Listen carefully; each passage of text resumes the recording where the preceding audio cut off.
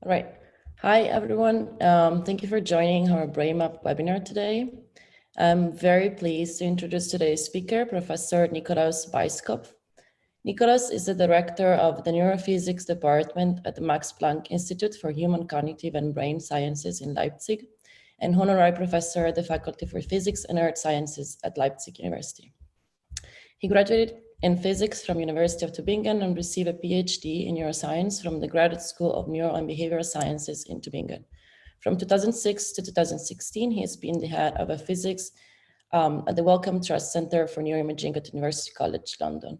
His main current research focuses on both functional and structural MRI with the goal to study structure-function relationships at the microstructure level. One of his primary projects targets the development of in-vivo histology using MRI. Today, he will talk about characterizing brain microstructure using magnetic resonance imaging toward in-vivo histology. So before I hand the mic over to Nikolaus, just want to remind you to please address your questions using the Q&A box and not the chat. If you want to ask a question, just write your name down and we'll unmute you. Otherwise, we can read the question out loud for you. All right, so without further ado, I will turn it over to Nikolaus. Thank you, Chiara. Thank you very much for the kind introduction and the invitation to speak in the BrainMap Seminar Series. It's a great pleasure to do so. It's a bit, I must admit, it's still a bit unusual for me. So please bear with me. I haven't done this very often, these type of virtual talks. But I hope, so please bear with me, and I will try my best to keep it kind of as smooth as possible. So I'm going to talk about one of the central research themes in our department, which is about characterizing brain microstructure using non-invasive MRI. Before I go into this topic a bit further, I just wanted to point out a couple of disclaimers and disclosures. So of course, this presentation will be purely about research methods and applications. I'm not going to talk about any clinical methods or anything like this. So this is really just for investigational use, what you're going to see. And I also disclose the support we get from Siemens Healthcare as an institute. So I'd like to start with giving you an overview on introduction, a little bit of a background of what we mean by microstructure imaging and in vivo histology, and in particular, what the motivation for this type of research program is. And then what I'd like to do is give you 2 or 3 examples of what we've been doing so far and what we'd like to achieve in the near and midterm future. And of course, give you an outlook and discuss the topic generally a bit further. And I'm hoping for an exciting round of questions at the end. So why are we interested in non-invasive microstructure imaging? Well, simply speaking, when you look at the brain, we know very well that there's a very tight link between structure and function. So for example, we know that the cytoarchitecture and the myeloarchitecture in the brain separates different brain areas, different areas that also subserve different function. Here you can see, for example, the difference in myeloarchitecture between the primary motor cortex and the somatosensory cortex. So quite a striking difference. So we know that structure determines function to a great degree. We also know when there's anything going wrong with structure, so even subtle microstructural changes in disease, in trauma, it can lead to debilitating effects, debilitating diseases.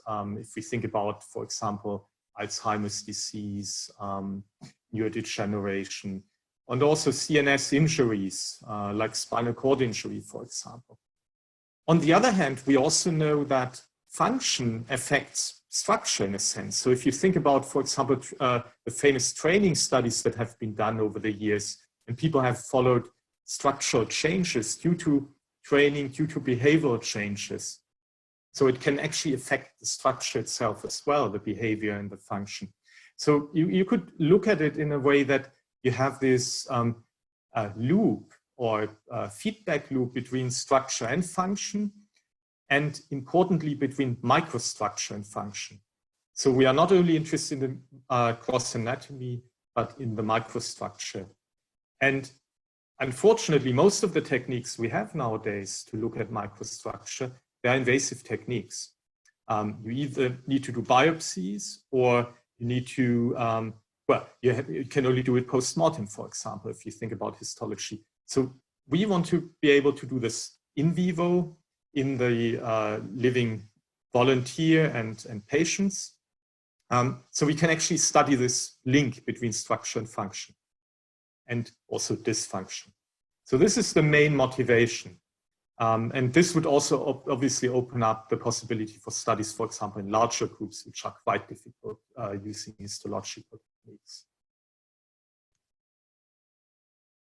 Now, I think to follow the presentation a bit better and more easily, and the concepts underlying it, it's quite helpful to look at the different spatial scales we have in the brain, which also explains a bit more what we mean by microstructure, microscale, macroscale. So typically, when we look at the brain, we start off with a macro scale, and a lot of MRI studies are working at the macro scale. They look at brain areas. We talk about spatial dimensions of centimeters roughly.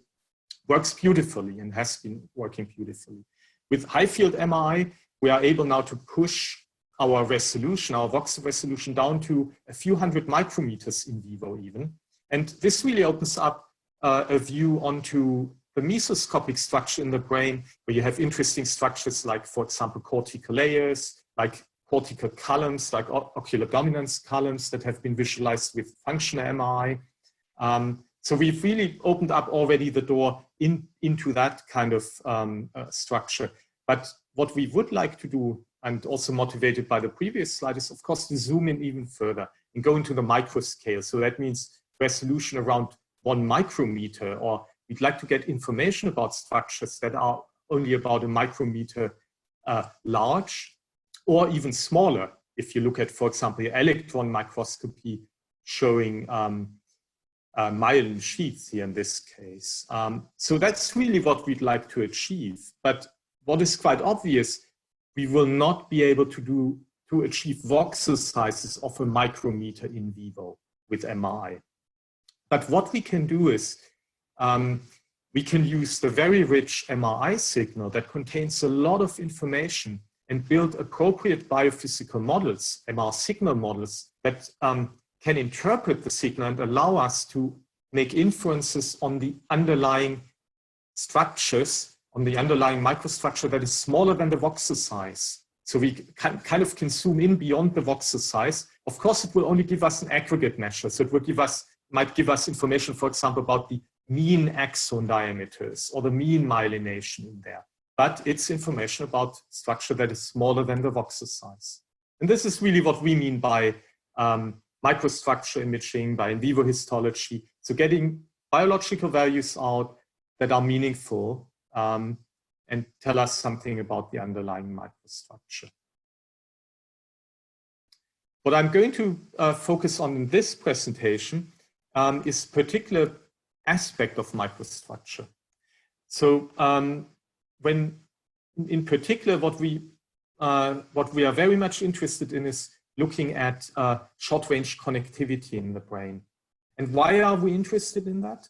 Simply, I think the simplest argument you can make is when you plot a histogram of the number of fibers you have against the length of those fibers, you can see that the long-range fibers we typically look at, for example, with tractography, with diffusion imaging, are by far the smallest proportion in the brain. So we have many more fibers that run just underneath the cortex, like in the superficial white matter. We have many more fibers that run within the cortex. So we propose that this is actually crucial to understand the human connectome. You have to zoom into those structures. And I'm going to talk a little bit more about the examples I'm going to give are actually exactly about these structures. So the approach from our end to achieve microstructure imaging is a three-pronged approach. On the one hand, it's about MR physics. So that means, for example, higher fields, higher gradient strength, really push the resolution, reduce artifacts in the images. Biophysical modeling, as I already explained, helps us to zoom into the voxel and get information about the microstructure combined with appropriate data analysis, helps us to get this specific tissue information, and also helps standardization of imaging. And the third pillar, importantly, is of proof of concept neuroscience studies and validation studies, because especially with modeling, you have to make sure that the metrics you get out, the predictions you get out, that they are correct, that they are useful. And for that, you need to do validation studies. And a lot of the studies we do are actually post-mortem studies, but also I'm going to show some in vivo validation studies as well. The modeling strategy we pursue generally and very in a very simplified way, consists of acquiring multiple different contrasts, so exploiting the possibility of MRI to get information from the brain with the same device within one session that is very different, that shows very different aspects of the underlying microstructure. Then we use quantitative imaging a lot. So we use physical models that allow us to extract physical parameters from those weighted images. So we get these quantitative maps. And then the last type of models we add on are the biophysical models that allow the transition going from quantitative maps or weighted images to actually biologically meaningful parameters, like, for example, myelin concentrations or information about relative myelination of axons. And this is here so far about the anatomical imaging. And what we also work on is linking that directly up with formal models into functional information. So to be able to look at these structure-function relationships. And I'm going to show some examples later where we compare microstructure imaging against functional MRI. So let me talk a little bit about cortical myelin mapping in the beginning. So here the technique we use a lot is so-called multi-parameter mapping that uses a multi-echo flash acquisition with different weightings, so T1 weighting, proton density weighting, and magnetization transfer weighting, and acquires data at different echo times. And that allows you to extract quantitative parameter maps, a rich set of them, about the, which gives you information, for example, about the longitudinal relaxation rate, the proton density, magnetization transfer saturation, and transverse relaxation rates, effective transverse relaxation rates, and also quantitative susceptibility maps. So you can get a lot of information from these multi-parameter maps, and they are quite widely used now. So they've also become recently part of a clinical trial on spinal cord injury to track the injury effects, but also the treatment effects. So let me show you what you can achieve at 7 Tesla when you really push the system hard. So Karen Pine has done this work as a postdoc in our department together with the PhD student Lenka Valkuchiakova. And what you can see here is the example, as I mentioned it, you can get the effective transverse relaxation rate out, which is sensitive, for example, to iron deposits, iron concentration. So you can see the basal ganglia here popping out quite nicely, red nucleus, for example. Over here, you have the longitudinal relaxation rate, which is an indirect marker, certainly not a one-to-one marker of myelination. So you have a very nice gray-white matter distinction. And if you look at the posterior part of the brain, you can even see some intra-cortical features coming out. Proton density imaging shows you the free water. And here you have the quantitative susceptibility maps. These are long scans and a lot of data. So here you talk about several hundreds of gigabytes of data we use and we acquire to generate these maps. It's quite challenging. But you can use them, for example, to zoom into here the occipital area, the primary visual cortex, where you can see this kind of bright line with a high R1 value, which is in line with a high myelination.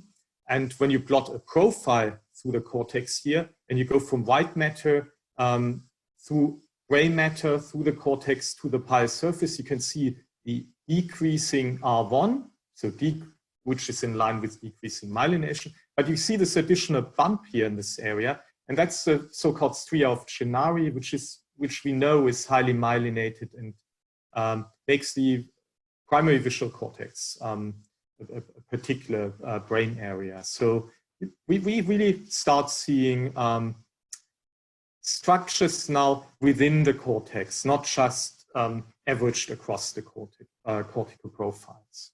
So you can start looking into the cortex in much more detail. I just would like to show you one example. So Karen's been busy developing a lot of techniques to improve these kind of quantitative multi-parameter mapping techniques.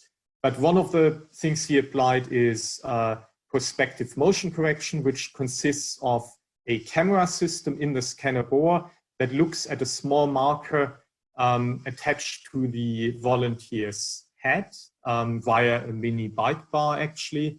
And that can monitor the exact position of the head every about 10 milliseconds down to about 50 micrometer spatial resolution. And doing so, it allows actually to track the head motion and tell the scanner where the head is. And the scanner updates then its field of view in a way that when it works perfectly, that there's actually no relative motion anymore between your field of view and your head. So when it works perfectly, you actually have no motion artifacts or very little motion artifacts. And you can see that here in an example. Here we acquired 400 micrometer isotropic resolution data with the PMC system turned on. And when you turn it off, so you don't apply that motion correction, you can see these kind of motion artifacts, which are often not that obviously looking like a motion artifact, but more maybe like a little bit of noise, like maybe you might almost think you might have overdone it with a spatial resolution and which resulted in too little SNR. So they're often not that obvious. So the system can help a lot with that. And actually it really goes down in terms of the precision.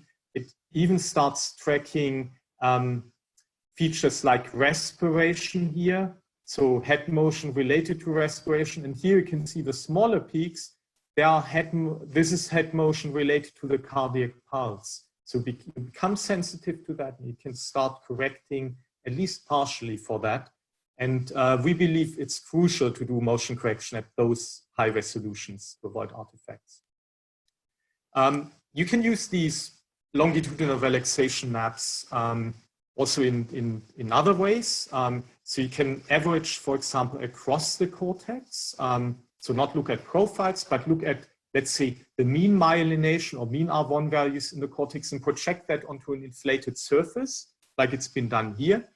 And what you can see, the bright areas here, the reddish bright ones, they are the ones with the high R1 values, which we would interpret as the areas with a high myelination. And indeed, what you see are the primary motor sensory cortices, for example, here, the primary visual cortex. And when you compare this, for example, to early myelinating areas that have been studied by Flechsig, for example, in Leipzig in the 1920s, post-mortem, there's a striking resemblance of the two. So, but of course, the big difference is, in one case, the subjects are not alive anymore. In the other case, so the data, when you acquire the data with MRI, your subjects are alive and you can do many more studies and different types of studies with them. And that's exactly what we've done here in collaboration with Marty Serino in London at the time. We took the same volunteers and put them into the MRI scanner and run an independent fMRI experiment, so-called retinotopic mapping, where you project basically the retinotopic, you determine how the retinotopic input is projected onto the cortical surface. And that tells you also, tells you about what cortical areas and functional areas you have. For example, like here, V1, the primary visual cortex, which you can delineate based on that retinotopic map. And when you look at these dots here, taken from the retinotopy here, from the fMRI scan, you project them over onto these R1 myelin maps. You can see that these dots lie exactly at the point where the myelination goes down and where we would have expected, because of that, to find the border of V1. So here we have now demonstrated a structure or microstructure function relationships, relationship in the same individuals. So you can combine these two techniques. And of course, it also tells you that, or gives additional validity, construct validity to what we are doing. This nice alignment of fMRI results and structural MRI results. You can take that a bit further. You can say, well, it's not only about high myelination levels or high R1 values, but I could actually use the exact R1 values and use those as myelination markers. And this becomes interesting when you look at other techniques, for example, Magnetoencephalography, where we know that following the canonical model, that the MEG fields are driven very much by the pyramidal cells in the cortex, these large cells here, with the large dendritic trees that branch out. So they generate an effective high field that you can measure with MEG. And we also know from histological studies that there's a striking relationship and correlation between cytoarchitecture and myeloarchitecture, in particular the pyramidal cells, where you find a high density of pyramidal cells. You also find typically slightly offset a high myelination density. So now if you put the two things together, you could say the following: where I have high myelination in the cortex, I probably have a high pyramidal cell density, and I should get high MEG signals or MEG dipole moments. And so we've done a study in London at the time, Saskia Helbling, and she looked into auditory evoked fields with MEG from auditory areas, determined the dipole strength there, and then we put the same volunteers into the MRI scanner and measured the R1 values in those auditory areas. And indeed, what we found is there's a correlation between the dipole moments we found and the R1 values. So we found exactly the predicted correlation between these MRI-based myelin measures and MEG signals. So again, it's a structure-function relationship related to some microstructural marker, if you like, in that case. So it's just another example how you can exploit and leverage this information. So now in the second part of the presentation, I'd like to switch from the cortex to the area just underneath the cortex, the so-called superficial white matter. So here, this is a drawing, schematics, where you see the cortex, and you see here underneath, you see these dense fibers, but also fairly thin fiber structures that connect typically two adjacent gyri here, going from here to here, for example. And when you look at it, that looks like a U. And that's why those fibers are often called U fibers as well. And as I said in the beginning, we are very much interested in those because you have so many of those. So we'd like to map them precisely. They are important for the cortical-cortical connections, obviously. They're also interesting, relatively late myelinating. And we know they're affected by pathologies, for example, neurodegeneration. But it's notoriously difficult to map them non-invasively with MRI. One reason for that is when you look at the contrast mechanisms, they're quite complex. And I'm going to talk about that in detail. When you try to track them using diffusion imaging, that's also quite difficult because what you can see here already quite clearly is that these fibers run tangentially to the cortex, but you have these afferent and efferent fibers penetrating into the cortex that run orthogonal to the U fibers. So you have a crossing fiber situation, and you have a very thin strip of fibers, which is only about 0.5 millimeter thick. So you need a very high spatial resolution to image them.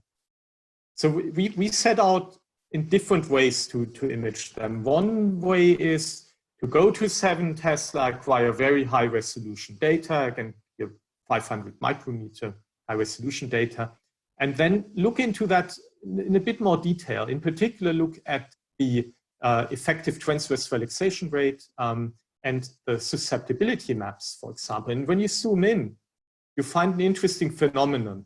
And we are not the first ones who have observed this, I should say this. But you can see these hyper-intense stripes, so positive susceptibility, high R2 star values just underneath the cortex. The cortex is highlighted in red here. So when we looked at that, we thought, okay, this might actually be the U fibers because they're outside the cortex, not part of the cortex, just underneath. And they show very interesting features, these kind of high susceptibility values. So there might be something going on in terms of, when you think about positive susceptibility, high susceptibility, this might be driven by iron. This is also in line, obviously, with previous literature on that.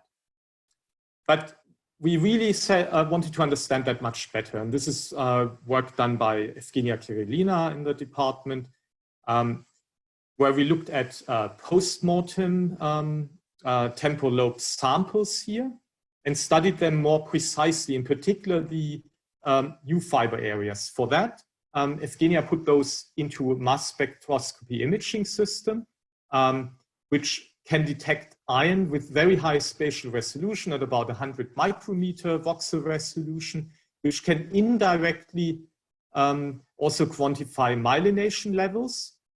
And at the same time, she performed R2 star mapping post-mortem. And what you can see is here, again, you see the thin stripe we saw in vivo, now at a higher spatial resolution here, so you can see it better. But you can also see this thin stripe is paralleled by a high iron concentration measured with mass spectroscopy imaging. And what I'd like to point out, you don't see it, at least not prominently, in the myelin maps. So this is another pointer now already telling us, okay, probably iron is driving this particular special contrast in the superficial white matter. You can look at the profiles, it becomes even clearer. If you look at the R2 star values, they increase a lot at the boundary where you just have left the cortex. So here you go from basically white matter through the cortex, you go through the cortex, cortical profile, pile surface, towards the white matter. And here you are just entering the white matter, you're in the superficial white matter, you get this peak and then it goes down a little bit again. And this can be explained by a peak in the iron concentration, but the myelin concentration is actually fairly constant. So in other words, you could say superficial white matter is different from obviously gray matter from the cortex, but also different from deep white matter. Because compared to deep white matter, the myelin concentration is similar, but it's got this additional kind of peak in the iron concentration. And you can go in and build, for example, here, semi-empirical models, similar to, for example, what Carsten Stüber did. And you can predict, for example, from the post-mortem myelin measurements and the iron measurements, the MRI contrast. And you can do this really well, as you can see with the yellow curve here. So we can already say we can explain most of the contrast in the superficial white matter by myelin and by iron. To look at this in even more detail, we performed a so-called de-ironing experiment, and we looked at R2 star and also at R2, so 1 divided by T2. And what you can see in the native state, again, you see this thin stripe with high R2 star values. When you remove the iron, it disappears. So again, I pointed towards that iron drives this particular contrast. When you look at the profiles, you see exactly that. Here in the native state, you have this peak. After de-ironing, the peak disappears in the R2 star. Interestingly, when you look at the susceptibility maps, it's actually quite a nice, you can get quite a nice intuition for the contrast here.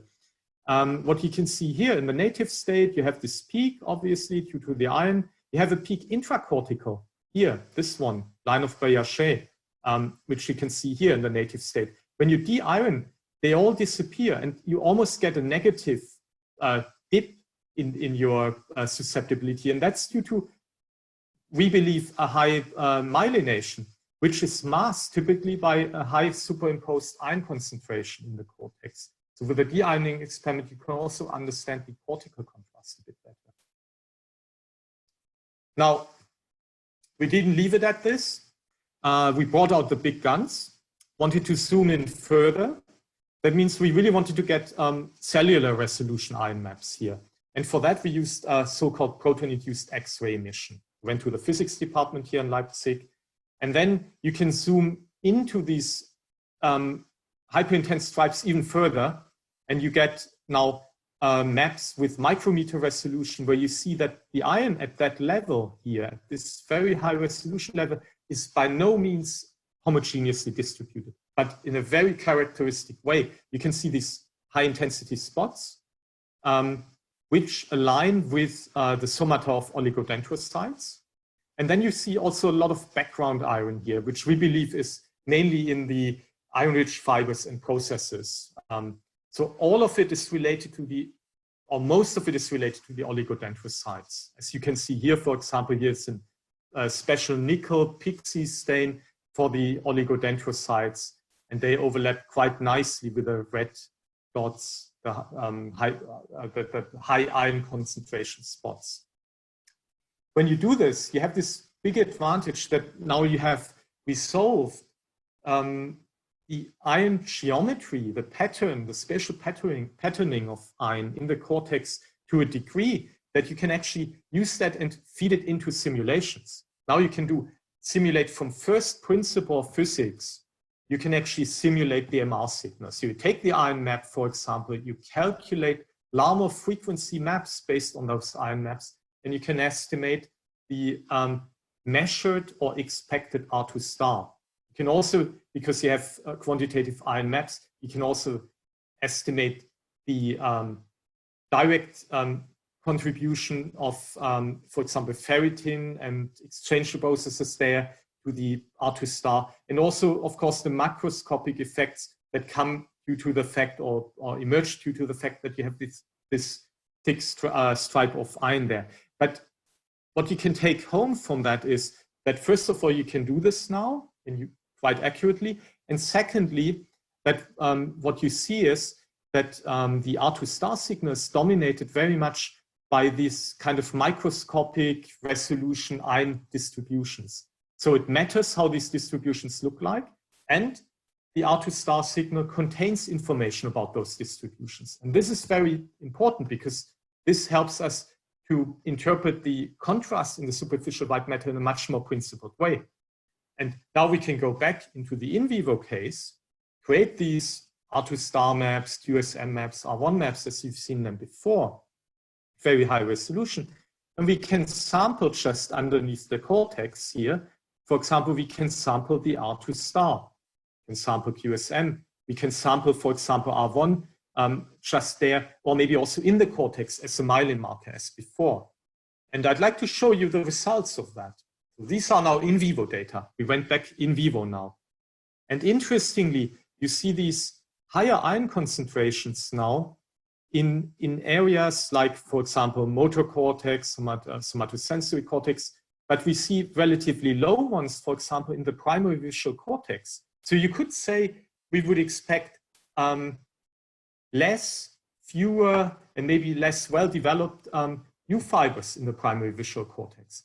When you compare this to intracortical R1 myelin maps now, it's almost an opposite picture you get. For example, you have this high myelination intracortically in the primary visual cortex. So you can really look at another feature in the brain now. And we know, for example, you can compare these results here in V1, in the primary visual cortex, with histology. And we know, for example, that here you have the primary visual cortex. You see nicely the line of Chinari.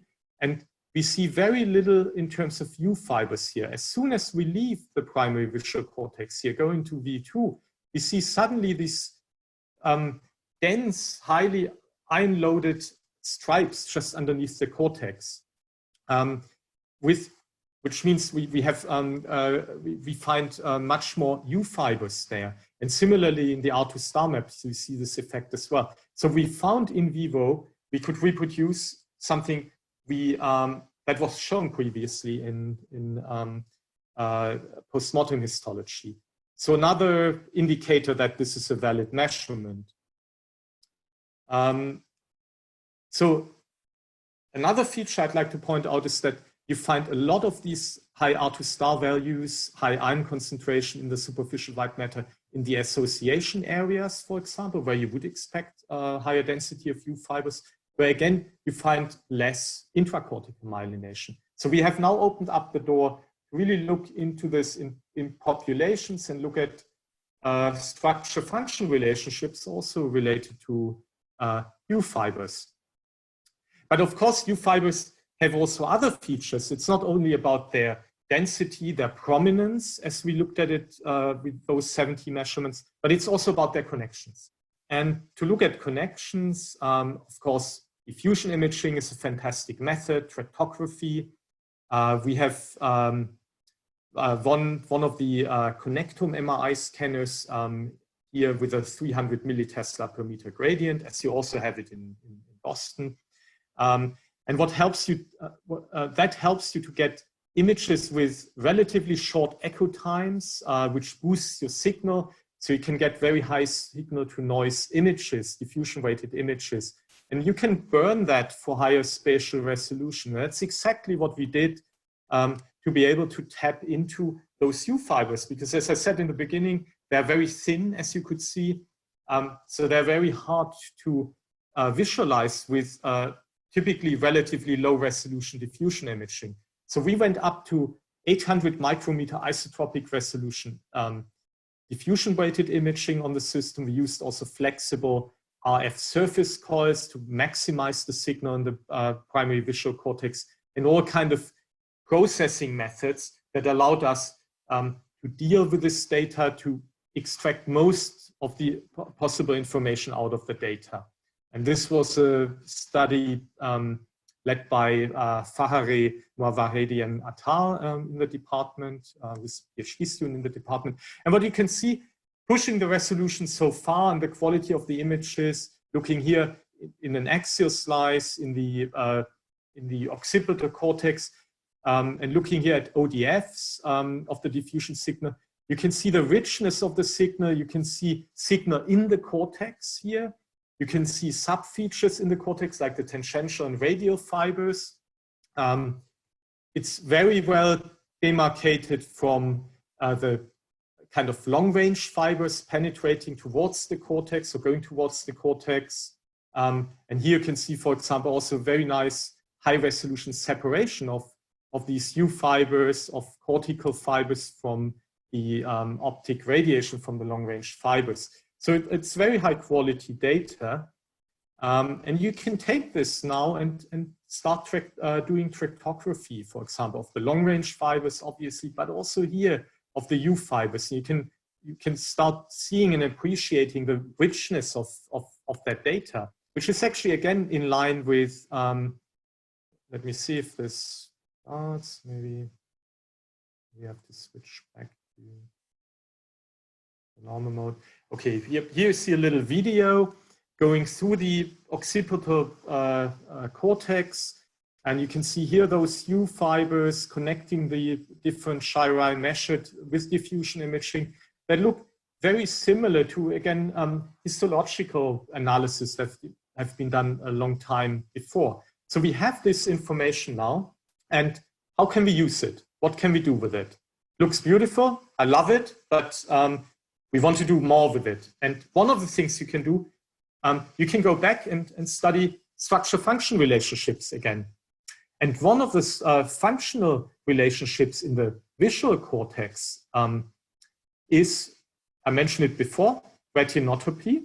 So we have a projection of the retinotopic space onto the cortex in terms of visual hemifields, of ventral and dorsal hemifields. So basically the outside world is projected in a very regular manner into the cortex. And we can distinguish kind of upper visual field, for example, from the lower visual field here in the primary visual cortex and secondary visual cortex as well. And you can split it up into these different areas here, for example, V1, into these areas here, dorsal and ventral areas, and here V2, can do the same here. And now you could ask the question, we know, we've seen, there are a lot of U fibers connecting these areas now. But one of the interesting questions is, do they connect them more in a retinotopic way? So do we find more connections between, for example, these, let's say, ventral areas of V1 with the same ventral areas of V2? Or do we have rather these kind of things that go across, that do not connect, for example, that connect maybe ventral with dorsal areas, so that wouldn't follow the retinotopy? Logically, you would expect a retinotopic connection, and with these tractography methods, you can actually test that now. And here, this is a connectivity matrix, how you would expect it.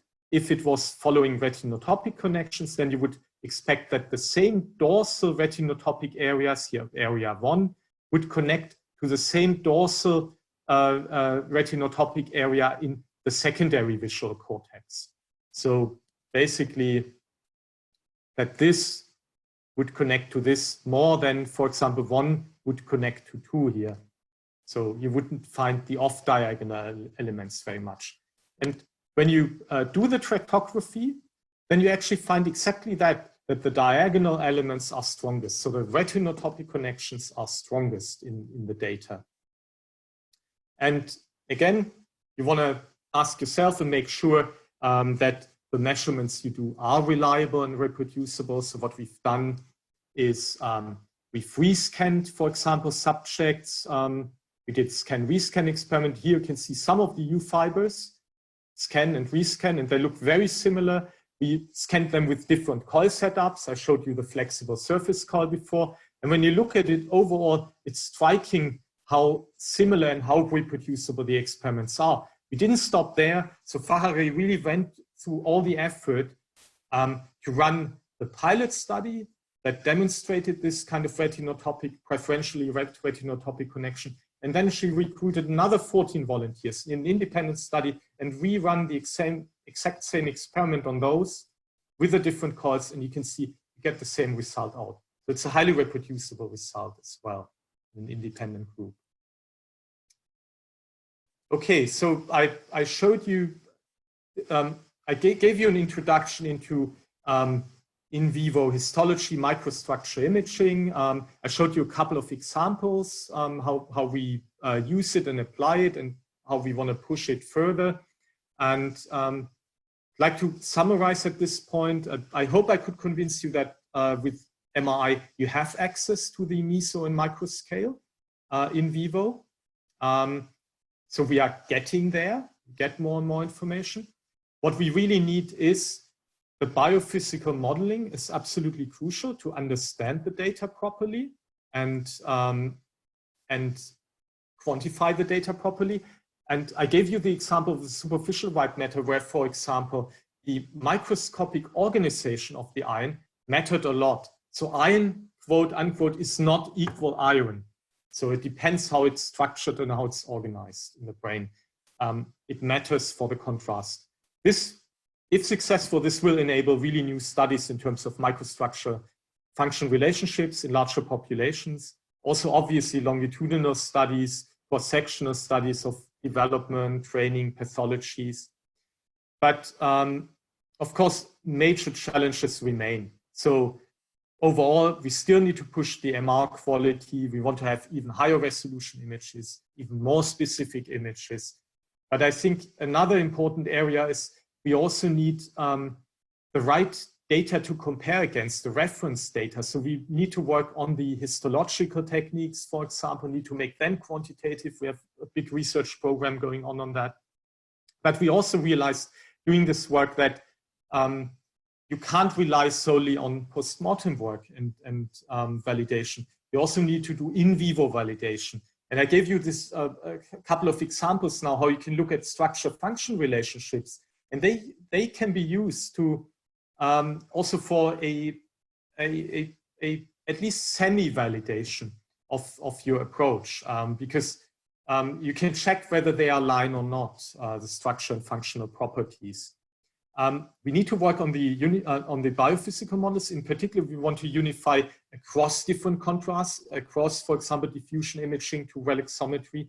And then conceptually, I think we have a really big task ahead of us, is bridging these 5 orders of spatial magnitude we have there, from basically nanometers or micrometers into centimeters or several centimeters.